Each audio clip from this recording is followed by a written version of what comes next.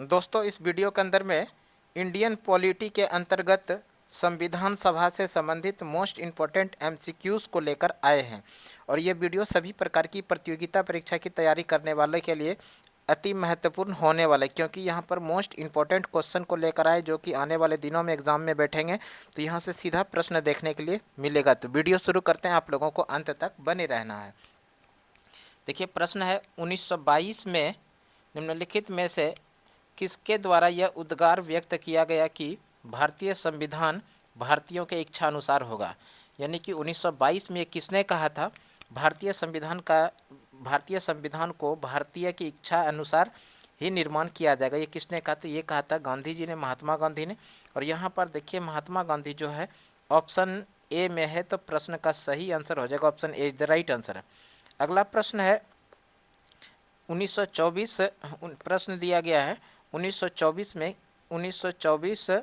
में किसके द्वारा ब्रिटिश सरकार से यह मांग की गई कि भारतीय संविधान के निर्माण के लिए संविधान सभा का गठन किया जाए। यानी कि 1924 में किसने कहा था ब्रिटिश सरकार से कि भारतीय संविधान का निर्माण के लिए संविधान सभा का गठन किया जाए? तो ये कहा था मोतीलाल नेहरू ने। और मोतीलाल नेहरू देखिए ऑप्शन सी में है, तो प्रश्न का सही आंसर हो जाएगा option C is the right answer. अगला प्रश्न है संविधान सभा के विचार का औपचारिक रूप से प्रतिपादन किसके द्वारा किया गया? संविधान सभा के विचार का औपचारिक रूप से जो प्रतिपादन किया गया था वो एम.एन. राय के द्वारा। और एम.एन. राय देखिए, एम.एन. राय यानी कि मानवेंद्र चंद्र राय ऑप्शन सी में है, तो प्रश्न का जो सही आंसर हो जाएगा वो ऑप्शन सी हो जाएगा। Option C is the right answer हो जाएगा। मानवेंद्र चंद्र राय ऑप्शन सी में है, तो प्रश्न का सही आंसर हो जाएगा option C is the right answer. अगला प्रश्न है संविधान सभा को किसने मूर्त रूप प्रदान किया? संविधान सभा को जो मूर्त रूप प्रदान किया था वो पंडित जवाहरलाल नेहरू ने। और पंडित जवाहरलाल नेहरू ऑप्शन डी में है, तो प्रश्न का सही आंसर हो जाएगा option D is the right answer. अगला प्रश्न है कांग्रेस ने किस वर्ष किसी प्रकार के बाह्य हस्तक्षेप के बिना भारतीय जनता द्वारा संविधान के निर्माण की मांग को लेकर प्रस्ताव पारित किया था? यानी प्रश्न पूछा जाए भारतीय राष्ट्रीय कांग्रेस ने किस वर्ष बाह्य हस्तक्षेप के बिना भारतीय जनता द्वारा संविधान के निर्माण की मांग को लेकर प्रस्ताव पारित किया गया था? तो ये कांग्रेस का जो 1936 का अधिवेशन है इसके अंदर इसको प्रस्ताव पारित किया था, जो ऑप्शन सी में है, तो प्रश्न का सही आंसर हो जाएगा option C is the right answer. अगला प्रश्न 1938 में किस व्यक्ति ने वयस्क मताधिकार के आधार पर संविधान सभा की गठन की मांग की थी? यानी 1938 में किस व्यक्ति ने वयस्क मताधिकार के आधार पर संविधान सभा के गठन की मांग की थी? तो ये पंडित जवाहरलाल नेहरू ने किया था। और पंडित जवाहरलाल नेहरू देखिए ऑप्शन बी में है, तो प्रश्न का सही आंसर हो जाएगा option B is the right answer. अगला प्रश्न है वर्ष 1942 में किस योजना के तहत स्वीकार किया गया कि भारत में एक निर्वाचित संविधान सभा का गठन होगा जो युद्धोपरांत संविधान का निर्माण करेगी? यानी इस प्रश्न इसमें दिया गया 1942 में किस योजना के तहत स्वीकार किया गया कि भारत में एक निर्वाचित संविधान सभा का गठन होगा जो युद्धोपरांत संविधान का निर्माण करेगी? ये जो सभा था इसका नाम है क्रिप्स मिशन। और क्रिप्स मिशन देखिए ऑप्शन बी में है, तो प्रश्न का सही आंसर हो जाएगा option B is the right answer. अगला प्रश्न है संविधान सभा के गठन की मांग सर्वप्रथम 1895 में किसके द्वारा की गई थी? 1895 में सर्वप्रथम संविधान की जो मांग किया गया था वो बाल गंगाधर तिलक के द्वारा किया गया था। और बाल गंगाधर तिलक देखिए ऑप्शन डी में है, तो प्रश्न का सही आंसर हो जाएगा option D is the right answer. अगला प्रश्न है भारत की संविधान सभा गठित करने का आधार क्या था? भारत के संविधान सभा गठित करने का जो आधार था वो था कैबिनेट मिशन प्लान, यानी कैबिनेट मिशन योजना, जो ऑप्शन बी में है, तो प्रश्न का सही आंसर हो जाएगा option B is the right answer. अगला प्रश्न है भारत की संविधान सभा किसके अनुसार गठित की गई? भारत के जो संविधान सभा गठित किया गया वो कैबिनेट मिशन योजना के सिफारिश पर ही भारतीय संविधान सभा का गठन किया गया, जो ऑप्शन डी में है, तो प्रश्न का सही आंसर हो जाएगा option D is the right answer. अगला प्रश्न है 1936 में भारतीय राष्ट्रीय कांग्रेस द्वारा संविधान सभा के गठन की मांग कहाँ पर हुए अधिवेशन में रखी गई थी? यानी प्रश्न पूछा गया भारतीय राष्ट्रीय कांग्रेस के किस अधिवेशन में 1936 के कहाँ पर यह अधिवेशन हुआ था, जिसकी मांग में रखा गया था कि भारतीय राष्ट्रीय कांग्रेस के द्वारा संविधान सभा का गठन किया जाए।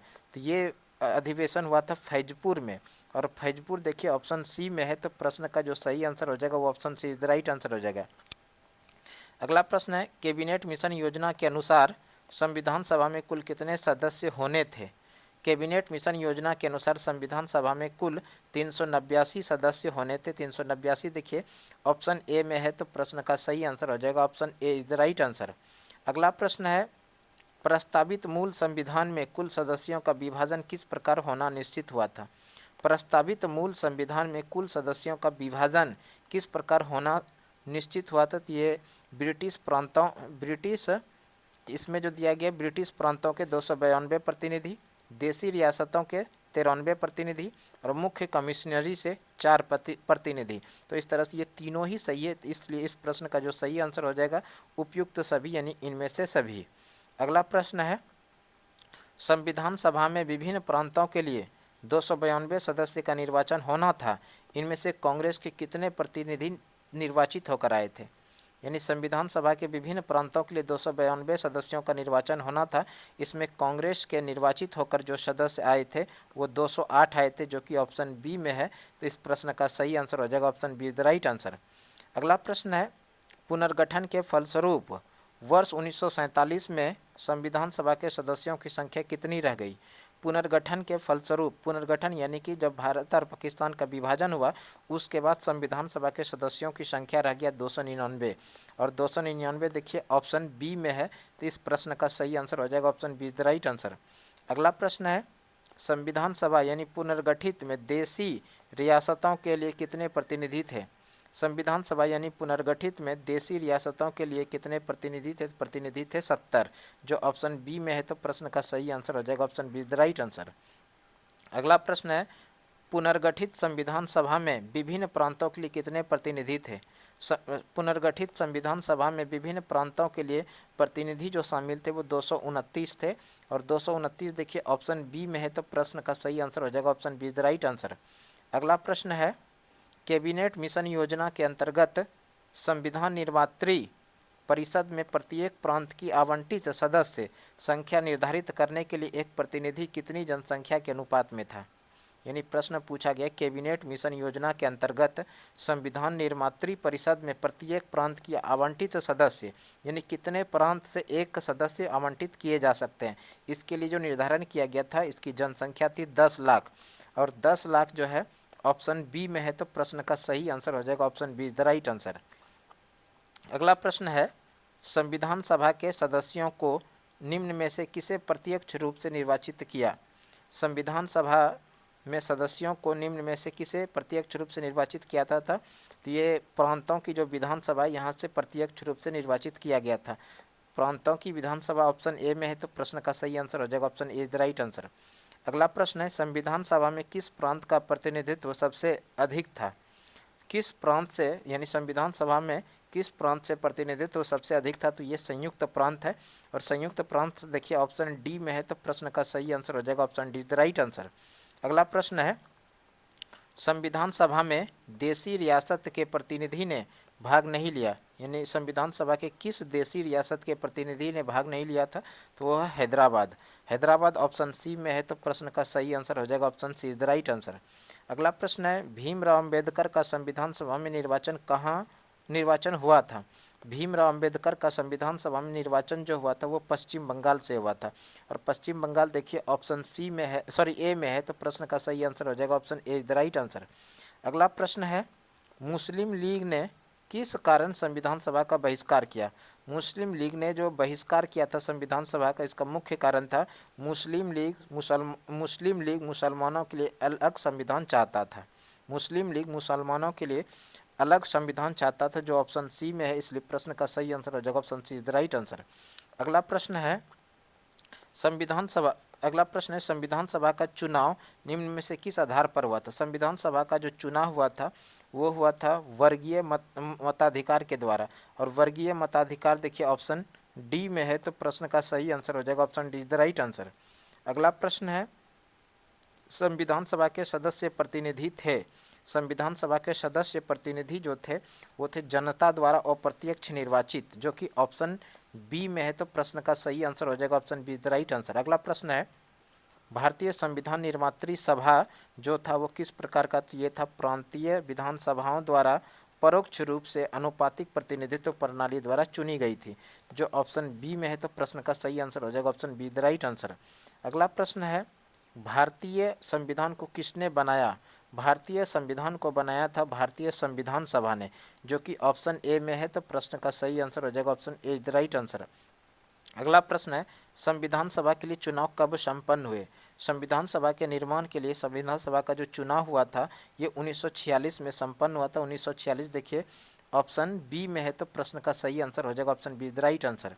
अगला प्रश्न है, भारतीय संविधान सभा की स्थापना कब हुई? भारतीय संविधान सभा की स्थापना हुई थी 9 दिसंबर 1946 को, और इसी दिन प्रथम अधिवेशन भी हुआ था। और इस दिन जो है सबसे बुजुर्ग थे डॉक्टर सच्चिदानंद सिन्हा, और उनको अस्थायी अध्यक्ष भी बनाया गया था। तो इस तरह से इस प्रश्न का सही आंसर हो गया, भारतीय संविधान सभा की स्थापना कब हुई थी? 9 दिसंबर 1946 को, जो ऑप्शन बी में है। तो प्रश्न का सही आंसर हो जाएगा option be the right answer. अगला प्रश्न है, संविधान सभा का प्रथम अधिवेशन कहाँ हुआ था? संविधान सभा का प्रथम अधिवेशन हुआ था दिल्ली में, और दिल्ली देखिए ऑप्शन डी में है। तो प्रश्न का सही आंसर हो जाएगा option D is the right answer. अगला प्रश्न है, संविधान सभा के उद्घाटन अधिवेशन की अध्यक्षता किसने किया था? संविधान सभा के उद्घाटन अधिवेशन की अध्यक्षता किया था डॉक्टर सच्चिदानंद सिन्हा ने, जो कि ऑप्शन बी में है। तो प्रश्न का सही आंसर हो जाएगा option be the right answer. अगला प्रश्न है, संविधान सभा का पहला सत्र हुआ था। संविधान सभा का जो पहला सत्र हुआ था वो 9 दिसंबर 1946 को हुआ था। 9 दिसंबर 1946 ऑप्शन सी में है। तो प्रश्न का सही आंसर हो जाएगा option C is the right answer. अगला प्रश्न है, संविधान सभा के अस्थायी अध्यक्ष कौन थे? संविधान सभा के अस्थायी अध्यक्ष डॉक्टर सच्चिदानंद सिन्हा थे, जो ऑप्शन सी में है। तो प्रश्न का सही आंसर हो जाएगा option C is the right answer. अगला प्रश्न है, संविधान सभा के अस्थायी अध्यक्ष कौन थे? संविधान सभा के जो अस्थायी अध्यक्ष थे वो डॉक्टर राजेंद्र प्रसाद थे।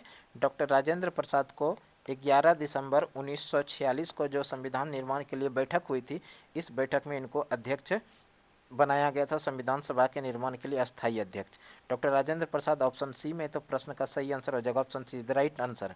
अगला प्रश्न है, 11 दिसंबर 1946 को किसे संविधान सभा का अस्थायी अध्यक्ष चुना गया था?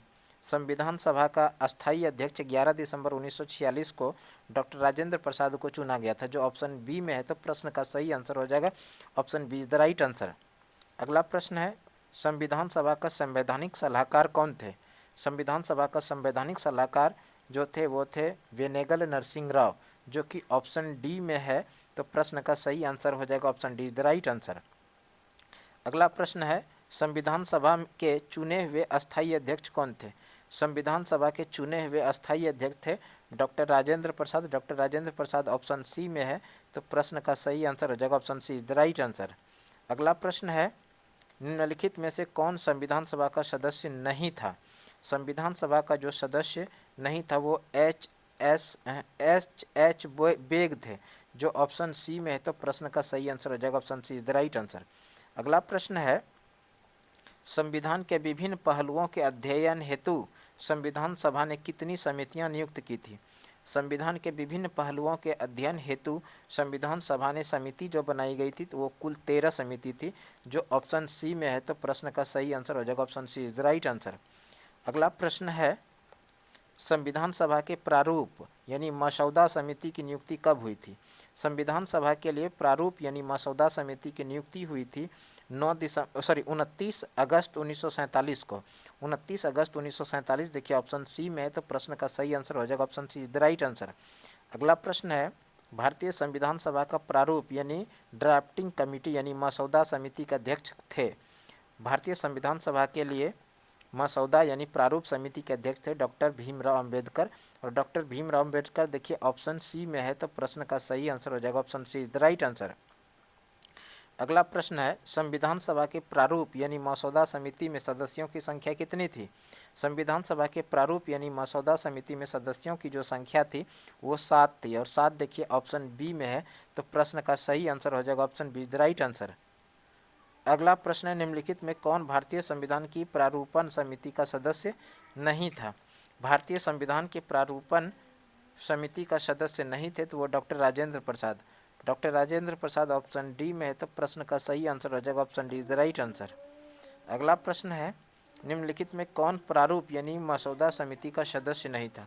मसौदा समिति यानी प्रारूप समिति का सदस्य नहीं था पंडित जवाहरलाल नेहरू, और पंडित जवाहरलाल नेहरू ऑप्शन ए में है, तो प्रश्न का सही आंसर हो जाएगा option A is the right answer.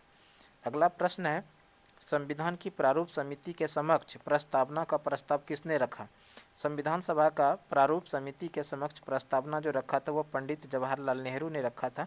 Pandit Jawaharlal Nehru option D में है, तो प्रश्न का सही आंसर हो जाएगा option D is the right answer. अगला प्रश्न है, अगला जो प्रश्न दिया गया है वो है, संविधान सभा में सभी निर्णय किस आधार पर लिए जाते थे? संविधान सभा में सभी निर्णय जो लिए जाते थे वो सहमति और समायोजन से, जो कि समायोजना और सहमति ऑप्शन डी में है, तो प्रश्न का सही आंसर हो जाएगा option D is the right answer. अगला प्रश्न है, संविधान सभा में उद्देश्य प्रस्ताव किसने प्रस्तुत किया था? संविधान सभा में उद्देश्य प्रस्ताव जो प्रस्तुत किया था वो पंडित जवाहरलाल नेहरू ने, और पंडित जवाहरलाल नेहरू देखिए ऑप्शन सी में, तो प्रश्न का सही आंसर हो जाएगा option C is the right answer. अगला प्रश्न है, भारतीय संविधान सभा की संघीय शक्ति समिति के अध्यक्ष कौन थे? संविधान सभा की संघीय शक्ति समिति के अध्यक्ष पंडित जवाहरलाल नेहरू थे। पंडित जवाहरलाल नेहरू ऑप्शन डी में है, तो प्रश्न का सही आंसर हो जाएगा option D is the right answer. अगला प्रश्न है, भारतीय संविधान को अपनाया गया, भारतीय संविधान को जो अपनाया गया था वो संविधान सभा के द्वारा अपनाया गया था, और कब अपनाया गया था तो ये भी ध्यान रखिएगा, 26 नवंबर 1949 को संविधान सभा ने 26 नवंबर 1949 को संविधान सभा ने भारतीय संविधान को अपनाया था, इसलिए प्रत्येक वर्ष 26 नवंबर को संविधान दिवस के रूप में भी मनाया जाता है। अगला प्रश्न है, भारत को एक संविधान देने का प्रस्ताव संविधान सभा द्वारा पारित किया गया था, कब?